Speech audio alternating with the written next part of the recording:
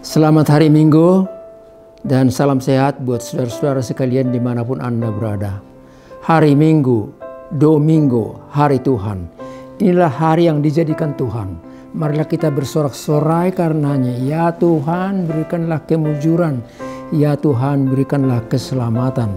Kita diselamatkan dari ancaman COVID ini dengan varian-varian Omikron yang sedang melanda daerah kita DKI dan juga Indonesia dan dunia ini. Terpujilah Tuhan yang menyertai kita, memberi rezeki kepada kita masing-masing. Kasih karunia dan damai sejahtera dari Allah Bapa kita dan dari anaknya Tuhan Yesus Kristus menyertai saudara-saudara sekalian. Mari saya bacakan firman Tuhan yang diperuntukkan untuk hari ini, Minggu tanggal 6 Februari tahun 2022. Tertulis dalam kitab Injil Markus pasal yang pertama, dimulai dari ayat yang ke-16 hingga ayat yang ke-20. Demikian bunyinya, saya bacakan untuk kita semua. Ketika Yesus sedang berjalan menyusur danau Galilea, ia melihat Simon dan Andreas, saudara Simon. Mereka sedang menebarkan jala di danau, sebab mereka penjala ikan. Yesus berkata kepada mereka, "Mari ikutlah aku, dan kamu akan kujadikan penjala manusia." Lalu mereka pun segera meninggalkan jalannya dan mengikuti dia. Dan setelah Yesus meneruskan perjalanannya sedikit lagi, dilihatnya Yakobus anak Zebedeus dan Yohanes saudaranya sedang membereskan jala di dalam perahu. Yesus segera memanggil mereka dan mereka meninggalkan ayahnya Zebedeus di dalam perahu bersama orang-orang upahannya lalu mengikuti dia. Saudaraku, sampai di situ peruntukan firman untuk kita pada kali ini. Saudara terkasih, untuk memudahkan pemahaman kita tentang khotbah ini, saya memberikan beberapa poin sebagai masukan untuk kita sekalian. Poin yang pertama, firman Tuhan, Injil itu jalan terus. Tidak seorang pun dapat menahan, menghalangi. Tapi firman itu dengan kuasanya di dalam Roh Kudus jalan terus. Itu poin pertama untuk kita. Saudara yang kekasih, Yohanes Pembaptis dalam ayat ini seorang pengkhotbah yang berani, jujur, dan juga terpercaya berkhotbah dan mengajak umat Israel pada waktu itu untuk bertobat. Sebab kerajaan Allah sudah dekat, bertobatlah. Itulah khotbah daripada Yohanes Pembaptis. Khotbah itu membuat hati raja waktu itu menjadi geram. Akhirnya Yohanes ditangkap dengan harapan bahwa Injil itu tidak ada lagi kelanjutannya. Kepala Yohanes dipenggal dengan keyakinan bahwa mulutnya sudah ditutup dan tidak akan memberitakan firman lagi. Tetapi saudara lihatlah, setelah peristiwa itu Yesus tampil di muka umum dan dia berkhotbah mengatakan, "Hari ini kerajaan Allah sudah tiba, keselamatan untuk Anda sudah datang. Terimalah dan bertobatlah." Saudara yang terkasih, apa yang kita lihat dari kedua tokoh itu? Tokoh yang pertama, Yohanes Pembaptis, sudah ditangkap. Ternyata Injil jalan terus. Tuhan Yesus tampil di muka umum dan berkhotbah tentang kerajaan Allah. Kesimpulannya, Injil tidak dapat dihempang oleh siapapun, bahkan penguasa sekalipun, raja sekalipun pada waktu Yohanes Pembaptis itu. Saudaraku, kita ingat juga bagaimana Kaisar Domitian sangat geram melihat para penginjil itu yang berkhotbah tentang kerajaan Allah. Hingga Yohanes, salah seorang murid Tuhan Yesus, ditangkap, dikucilkan di sekitar Asia Kecil, di Laut Tengah, di Pulau Patmos, dengan keyakinan apabila dia sudah dikucilkan, maka Injil tidak akan kedengaran lagi. Tetapi ternyata di Pulau Patmos itu Tuhan Allah memberikan wahyu kepada Yohanes, dan wahyu itu dituliskan untuk menegur, untuk menguatkan, untuk memperingatkan jemaat-jemaat, tapi juga untuk mendorong supaya tetap setia kepada Tuhan. Jemaat-jemaat itu ada 7. Saya sebutkan namanya di sini. Jemaat itu ialah jemaat Efesus, Smyrna, Pergamus, Tiatira, Sardis, Philadelphia, dan Laodikia. Anda boleh ketemu nama-nama itu bila Anda membaca Wahyu pasal pertama ayat yang ke-11. Wahyu yang menasehati, wahyu yang mengingatkan, wahyu yang memberikan kekuatan dan dorongan. Itulah Injil, dan Injil itu tidak dapat dihempang, tidak dapat ditahan oleh siapapun penguasa sekalipun. Hal itu membuat kita sukacita bahwa Injil akan jalan terus di seluruh dunia ini, termasuk di Indonesia ini, saudaraku yang terkasih. Saya lanjutkan satu contoh lagi. Pada tahun 1834, 2 penginjil yang datang dari Boston, Amerika. Siapa mereka? Namanya ialah Munson dan Liman. Mereka ditangkap di daerah Luwu Pining, Tapanuli Utara sana, dan dibunuh. Keyakinan yang melatar belakang ialah bila kedua penginjil ini sudah dibunuh, ditangkap, dimatikan, maka Injil akan berhenti. Tapi ternyata apa? Di monumen daripada Munson dan Liman itu tertulis satu kalimat yang indah sekali dan masukan berharga. Darah orang martir menjadi benih dari gereja. Darah orang martir menjadi benih dari gereja. Dan kita lihat dalam sejarah HKBP. Untuk tahun 2021 ini sudah ada sekitar 3.361 jemaat yang berdiri. Dari Sabang hingga Merauke, bahkan beberapa jemaat di luar negeri, di Singapura, di Amerika.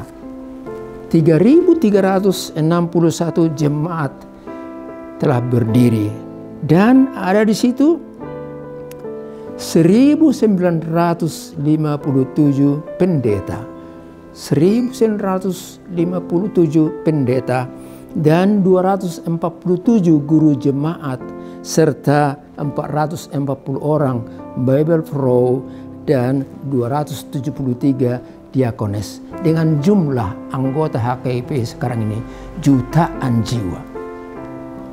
Kita lihat dari sejarah itu bahwa Injil tidak dapat dihempang oleh siapa sekalipun. Saudaraku, saya memberikan data-data statistik itu bukan untuk membuat kita terlena dan bangga, tapi statistik yang saya berikan itu justru mengingatkan kita untuk yakin dan percaya Tuhan bekerja. Dan ikut juga di dalamnya kita sendiri, dimanapun kita berada, dalam posisi apapun keadaan kita sekarang ini.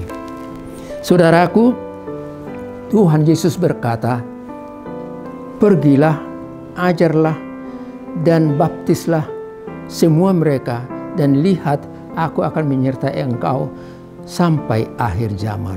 Matius pasal 28 ayat 20.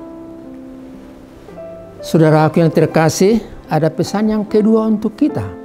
Pesan kedua berbunyi, Tuhan Yesus memanggil murid-muridnya. Tuhan Yesus memanggil murid-muridnya. Sebenarnya Tuhan Yesus sebagai anak Allah yang penuh kuasa, yang diberi dari sorga, dia dapat berbuat sesuatu tanpa manusia.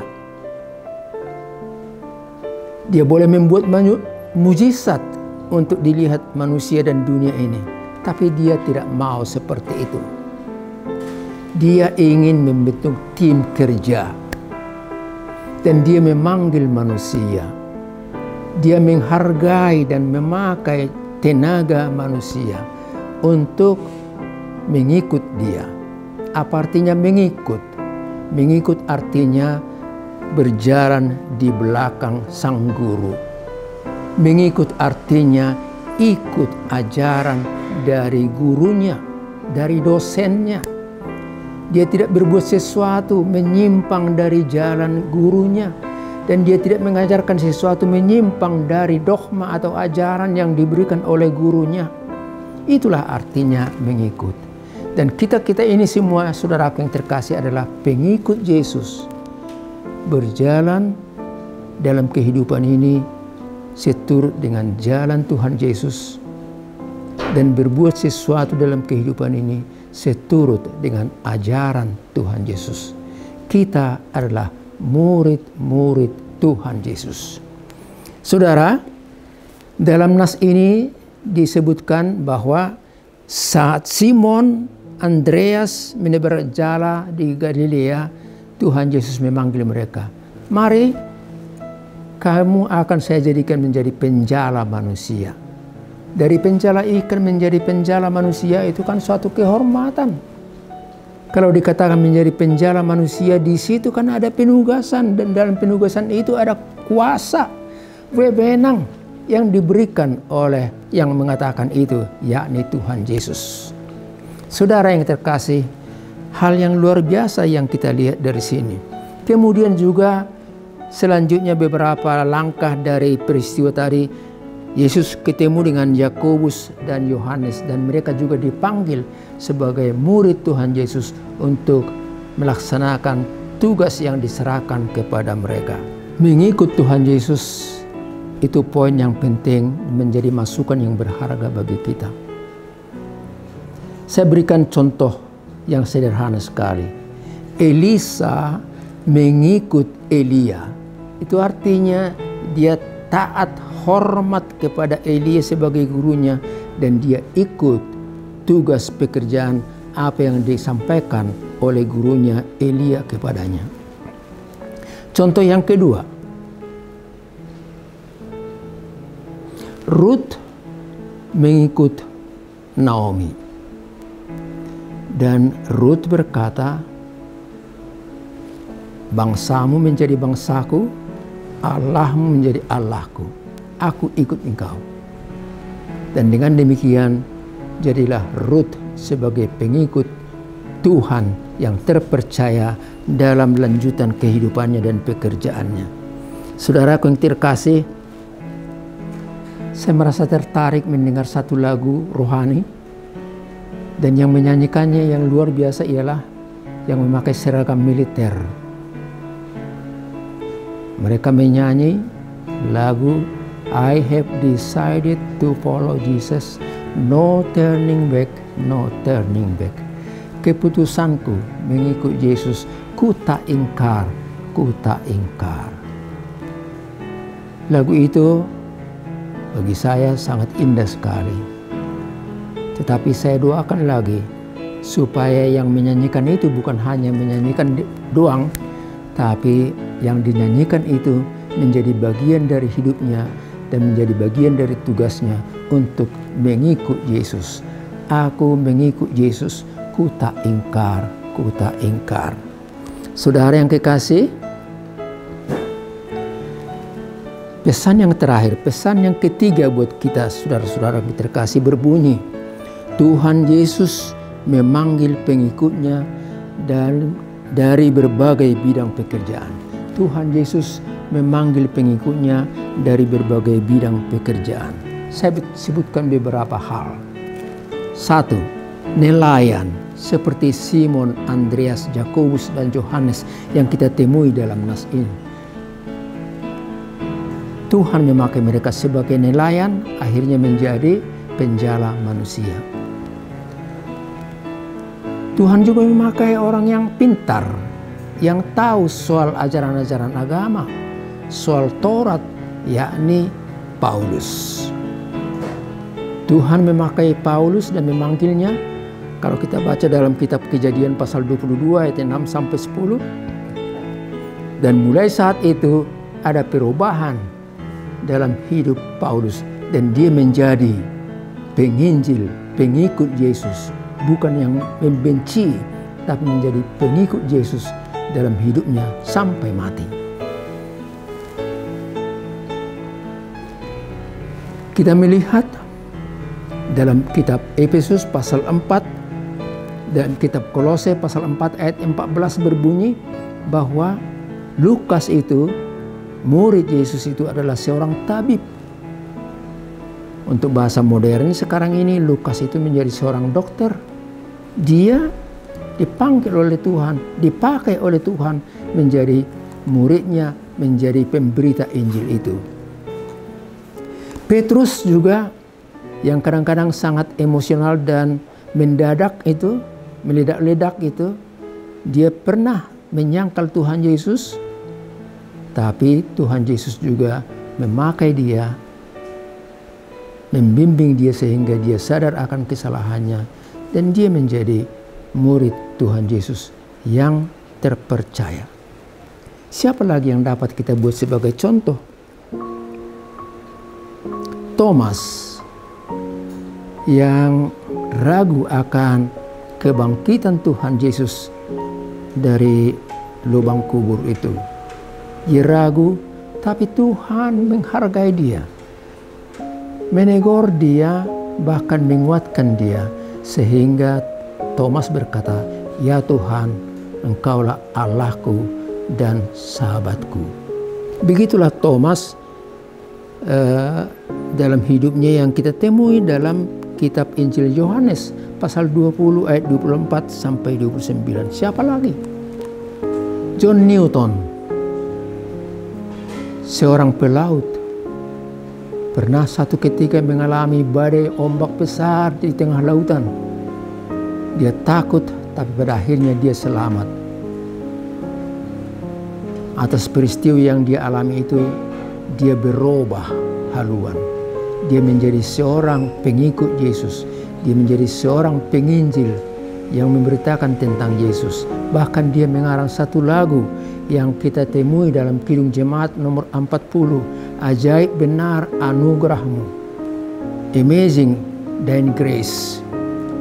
Itulah yang kita temui dalam buku tersebut. Yang terakhir saya juga mau sampaikan, rupanya yang dibenci oleh manusia, yang dianggap orang berdosa, itulah menjadi pengikut Yesus. Siapa dia? Namanya Zakheus. Kita boleh baca dalam Injil Lukas pasal 19 ayat yang pertama hingga yang ke-10. Zakheus begitu terbuka dia di hadapan Tuhan Yesus, dan dia berkata, "Kalau ada yang saya korupsikan, saya akan kembalikan berpuluh-puluh kali lipat." Menunjukkan kepada dia satu perubahan keberanian dan kejujuran, dan Tuhan menghargai dia. Tuhan memakai dia juga sebagai penginjil. Saudaraku yang terkasih, untuk kita pada saat ini, pada kesempatan ini, kita juga dipanggil oleh Tuhan sebagai pengikutnya. Tidak harus menjadi pendeta, tidak harus meninggalkan tugas, tapi dalam tugas kita, kita boleh menjadi pengikut Yesus yang terpercaya.